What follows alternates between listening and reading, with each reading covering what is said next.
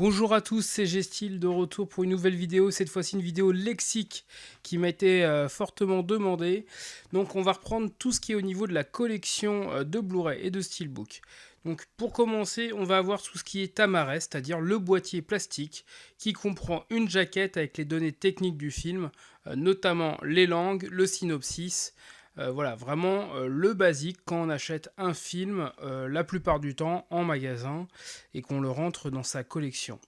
On va avoir ensuite d'autres types d'éditions, des éditions dites Digipack ou Mediabook ou Digipack, des éditions en fait qui vont sur une base souvent en fait d'un carton avoir une partie plastique dans laquelle on peut emmancher un disque et souvent accompagné d'un petit livret mais pas forcément toujours. Donc là on est déjà sur des éditions améliorées. Vient ensuite les éditions collector qui peuvent comprendre donc une sorte de gros bonus, donc souvent ça a été une statuette ou une représentation, donc soit qui peut comprendre les disques, comme par exemple avec celui de la planète des singes, ou pas, c'est éventuellement à part. On va ensuite avoir tout un tas de coffrets, souvent des coffrets intégraux par rapport à des séries ou une suite de films comme Mad Max par exemple, où on va retrouver ce type de coffret qui va tout réunir d'un coup. On va ensuite avoir des éditions premium qui vont contenir ce qu'on va appeler un steel case ou un boîtier plastique en fait par Scanavo et pas le Amaret de base. Donc je vais vous le montrer, en fait il est tout simplement plus épais au niveau du boîtier, en fait il revient à l'épaisseur d'un steelbook.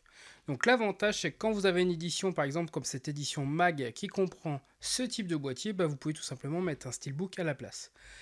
Plus rare, moi je n'en possède pas une wooden box, donc ça c'était une idée du HD Club, donc une sorte de fourreau en bois dans lequel on mettait un steel case. Ça n'a pas trop fait d'émule.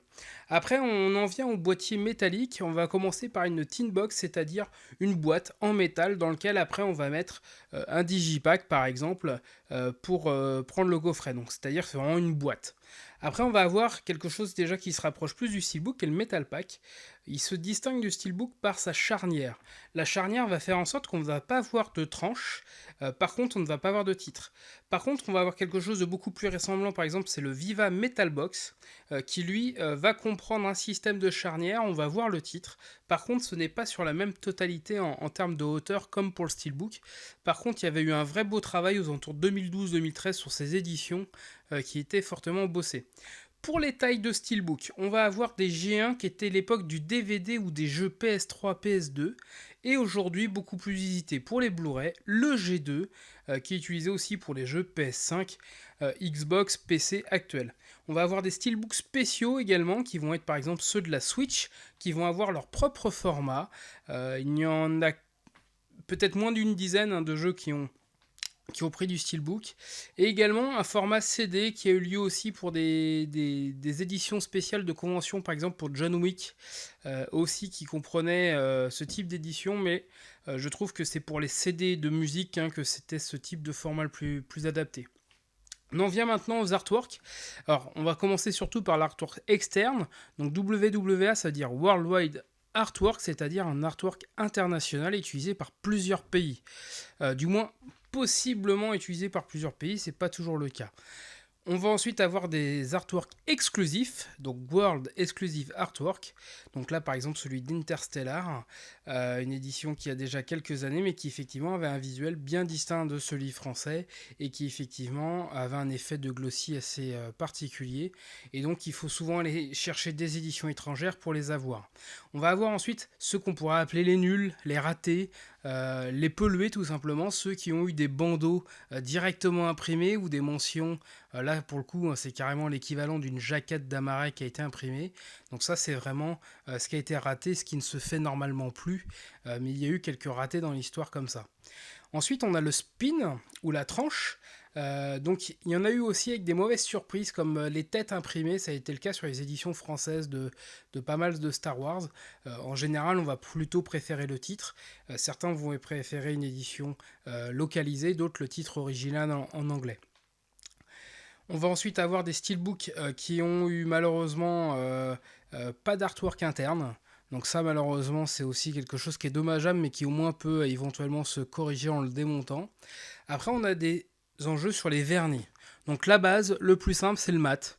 Donc là, le mat, tout simplement, il n'y a pas d'effet spécifique de vernis. L'avantage, c'est qu'ils sont moins susceptibles à prendre les traces de doigts.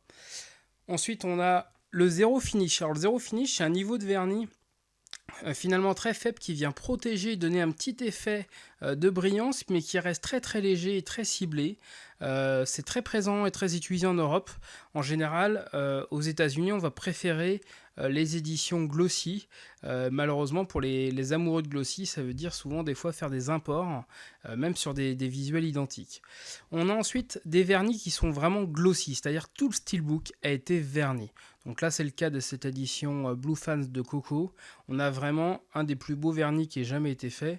Mais on a tout un tas d'éditions comme ça, chez Mentalab notamment aussi, où on a des glossy qui sont magnifiques et qui en général font les plus beaux steelbooks qui m'ont donné de voir. Donc on est vraiment sur quelque chose de premium, surtout quand ça se combine à des visuels comme ça exclusifs, comme pour ce magnifique Pixar. On a ensuite des éditions Spot Gloss. Alors, c'est rarement bien utilisé. Mais quand c'est bien fait, ça permet effectivement de donner un aspect glossy, mais que sur des zones spécifiques du visuel, ce qui permet des fois de faire ressortir des points de détail. Ça a été notamment des éditions objets, hein, souvent un objet mis en avant sur certains steelbooks, mais là sur celui-ci de Léon, ça permet de faire ressortir le nom. Et on a enfin les Glow in the Dark. Alors Glow in the Dark, on a en fait un visuel qui va venir briller dans le noir. Je n'ai malheureusement pas vraiment réussi à le filmer, donc je vais vous mettre une photo. Vous voyez, c'est cette partie un petit peu qui font un peu tache. Voilà, c'est une fois que vous êtes dans le noir que vous avez cet aspect glow in the dark qui ressort. On a ensuite tout simplement des reliefs qui sont différents. Donc il y a tout simplement des steelbooks qui n'en ont pas. Donc là, ça se voit bien à l'intérieur qu'il n'y en a pas. On a ensuite des steelbooks qui sont embossed ou embossés ou gaufrés. Donc c'est ceux qui permettent de faire ressortir notamment soit un élément du steelbook, souvent le titre. Ça se voit au niveau de la partie intérieure qu'il y a eu un détourage d'un personnage ou du titre. Hein, ça se voit très bien, donc ça donne un aspect de relief. On a à l'inverse les debossed, c'est-à-dire ceux qui ont été creusés. Donc par exemple celui de Brevard, c'est souvent aussi un aspect sur le titre. Le but dans le cahier des charges de Scanavo pour Steelbook, c'est vraiment que tous les steelbooks fassent la même FSR. Donc comparé au Viva Metalbox, vous n'aurez pas de relief qui sortira du steelbook. On a ensuite différents fourreaux. Donc là je vous ai montré le quart de slip, c'est-à-dire juste un bout de carton. Après on a tout le système de O-ring, c'est-à-dire ceux où il faut sortir le steelbook par le dessus ou le dessous. Ils sont peu pratiques d'utilisation. Maintenant il y a certains visuels exclusifs qui sont sortis qu'avec ce type de fourreau, qui sont malgré tout très beaux. Ils sont difficiles à l'usage, mais effectivement, c'est quand même des formats qui sont intéressants. Donc vous aviez des formats classiques, le format classique, assez rare. Des lenticulaires, là il y en a beaucoup plus, notamment chez Kimchi DVD. Vous en trouverez plutôt un certain nombre, et chez Nova Media aussi, où on a ce type de fourreau pour avoir ce type d'édition premium. Donc là aussi c'est très intéressant, mais c'est pas forcément toujours le plus pratique. On a toujours avec ce même format le PET. Donc là, il est redevenu très à la mode chez Best Buy, notamment ces derniers temps, avec par exemple le dernier American Psycho. Mais on l'avait déjà en Allemagne avec ce Running Man, où on a en fait une impression déjà sur le fourreau. Vous avez entre guillemets la protection qui est fournie avec le steelbook qui est imprimé. C'est pas forcément ce que je préfère dans ma collection, mais ça a son petit effet. Et après, on a vraiment les vrais fourreaux premium, les full slip. Donc là, on a par exemple un 8 qui est très travaillé avec des aspects texturés. Hein. Il y a même chez Film Arena aussi vraiment des aspects relief sur certains. Il y a vraiment moyen de faire des très très belles impressions. C'est souvent le cas chez 8. Et on a des full slip qui peuvent être vraiment magnifiques. Donc le principe du full slip, c'est que le steelbook va venir vraiment par le côté rentrer à l'intérieur, être accompagné de cartes postales ou de livrets. Donc là, ça va être super sympa à collectionner. Vous avez le même principe du full slip, mais là en lenticulaire, c'est-à-dire que vous avez une partie lenticulaire que sur l'avant, et l'arrière, lui, sera non lenticulaire, c'est-à-dire normal. L'avantage de ces éditions, c'est que des fois, elles ont permis d'être originales au niveau de l'effet lenticulaire qui a été fait, sont vraiment concentrés, là notamment sur celui-ci des Animaux Fantastiques. Il y a un vrai intérêt au lenticulaire. Pareil, édition double lenticulaire full slip, donc là c'est qu'on va avoir un effet lenticulaire des deux côtés, souvent beaucoup plus restreint, a un effet de profondeur. Mais souvent, c'est souvent ceux qui s'accompagnent des visuels qui sont les plus sympas. Donc même si on aime moins les lenticulaires, ça fait souvent des très beaux visuels malgré tout, même si c'est bien un effet surtout sur la profondeur. Assez rare, puisque je l'ai sur celui-ci, ISO The Devil par exemple, un full slip, donc un pet full slip, c'est-à-dire le même principe du full slip, le steelbook rentre par le côté, mais sur une édition qui va avoir avec un aspect plastique, transparent, sur lequel on va pouvoir jouer avec le livret derrière ou le steelbook. Et enfin, assez exclusif, un laser full slip, c'est-à-dire un full slip sur lequel on a donné un aspect cuir. Il est vraiment spécifique à Zero of Nantes. Je pense que c'est un procédé qui devrait essayer d'utiliser sur d'autres films type western ou autre. Je pense que ça pourrait faire un très bel effet. Ils auraient dû faire ça sur un Impitoyable par exemple, ou sur ce type d'époque de film. Je pense que ça pourrait rendre très bien.